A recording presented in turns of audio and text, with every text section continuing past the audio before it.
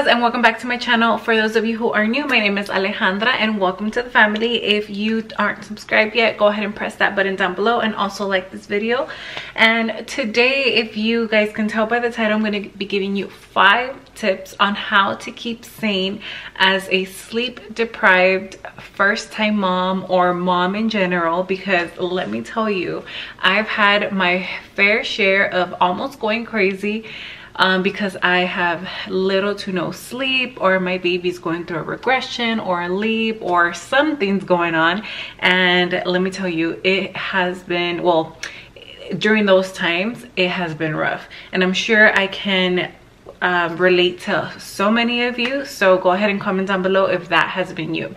Now, the tip number 1 I'm gonna have to say is that stop and breathe. I know that you've probably heard that or read that in articles and stuff like that everywhere, but literally what I can clearly remember, one night my baby was just like going through regression. She was crying and crying and crying, and I was holding her and she didn't want to breastfeed, or she didn't want the bottle. Like, she just didn't, I don't know what she wanted. So I was just like getting very frustrated because I didn't know what she wanted or what she needed from me. So I just like literally was holding her, looking at her, and I was just like, I literally just took a moment, stopped, breathed, took a deep breath, and like I felt calmer in that second to try and figure out what she needed. I just started talking to her, or like kind of singing to her, and she started calming down. And then I was like, okay, if I'm stressed, my baby's gonna sense I'm stressed, so let me take a step back, breathe, and then, you know, cater to whatever she needs or figure out what she needs. So definitely stop and breathe. Take a moment. Now I have my notes here as to what the tips that I'm giving you today.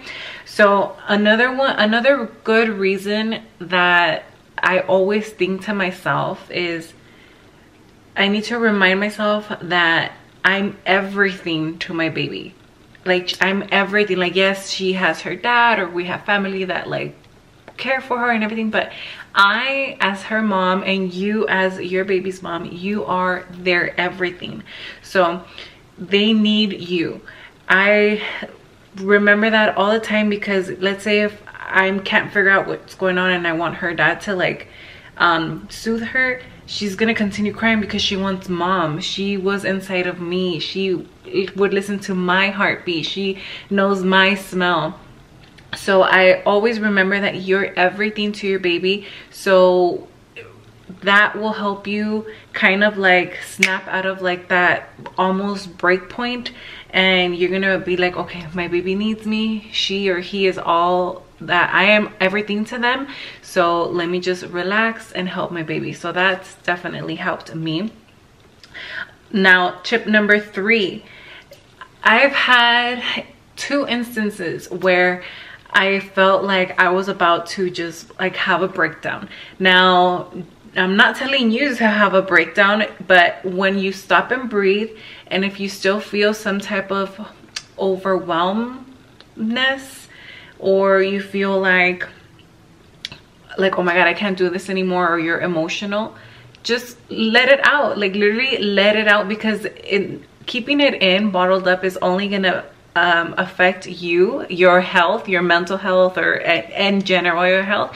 And without health, you can't be there for your baby. So let it out, let them tears flow, girl. And if you and your baby are both crying at the same time, well, at least the feeling is mutual. But just let it out. Don't like refrain yourself, because I do that a lot. I refrain myself from, like, even if I'm feeling emotional because my baby is growing and she's growing too fast, I just like, I suck it up. I don't know why. Like, I need to allow myself to feel these emotions, because you know they're temporary. So just let it out, breathe, cry it out if you need to, then pick yourself back up and move along. Now, the 4th tip, and let me tell you, this is what helped me just 2 weeks ago when I was at that point of like breaking down. She was going through like a something in the night, and she was like screaming, and I was like, oh my god, like I just need to do something like the following day. So after soothing her down and going through all those other tips that I went ahead and just mentioned, the next day I went to Target. Her and I, by ourselves, we went to Target, walked around literally every aisle, bought random stuff we didn't even need, but Target told us we needed them. And that, like, I came back home and I was like so happy. It was like the smallest things ever. Like, we just went to Target and that really like helped me, like my sanity. Literally, it helped my sanity. Like, I got home, I was happy, my baby was happy the whole time we were at Target. She was literally watching mommy shop, and she got stuff for her, I got stuff for me, even I brought stuff for dad, and it was just everything. It was the best, I can say, hour and a half of my day that day. And then also, if let's say retail therapy isn't for you, I've also gone on walks where we need some vitamin D. The sun needs to hit me, the sun needs to hit the baby, because there's days that I don't leave this house, and I'm sure a lot of you guys can relate to that. You don't want to leave because you have a baby, or I just feel like it's so chaotic to leave the house when it's just me, like carrying the where the baby sits, the baby carrier, or taking out the stroller, putting it in the car, or just period. Like, it's just so much work, I feel like. And just going out for the stroll, like, it was just took my phone, sunglasses, house keys, baby, stroller, let's go. It was a nice little 30-minute walk, and like literally you just look at other people that are also walking, or the cars driving by, the flowers, the sun. It was a really nice day that day, so I really enjoyed that walk, and my baby was happy the whole time. She was like looking at the sky. It will relax you, so make that time of day to really soak it all in and let it be a breather. Like, don't stress yourself out. Literally, the retail therapy for me and going on that walk really helped my sanity, because I felt like I was going crazy. Now, the fifth and final tip that I swear by since day one, because I'm breastfeeding, so since day one when I started breastfeeding, and it hurt so much for her to latch, till now that she's going through either leaps or regressions or just not having a good day, I remember that it is temporary. Our babies are gonna grow. My baby is already growing so fast. She's just 5 months, and I feel like she looks like a 1-year-old. So I remind myself that this is temporary. Once these phases go by, they're never going to come back. So I am soaking in the fussy nights, the crying, the happy baby, the smiles, everything, because I feel like this has been the one tip that is every day in my mind.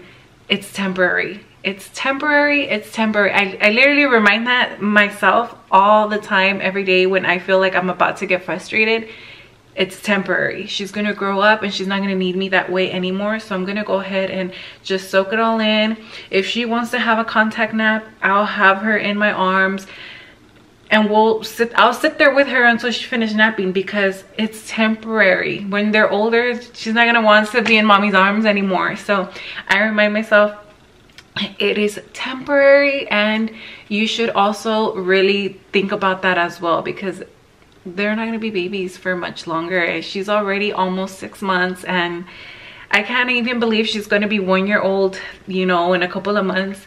It's just so so emotional. But those are my 5 tips to you. Let me know if they're helpful, and literally these have kept me sane. Let me know if they help you keep sane, or if there's any other tips that you have that can help me or other mommies keep sane during this newborn infant babe first year of life of your child. So leave it down in the comments, and don't forget to like and subscribe. Thank you guys so much for watching. Bye, bonitas.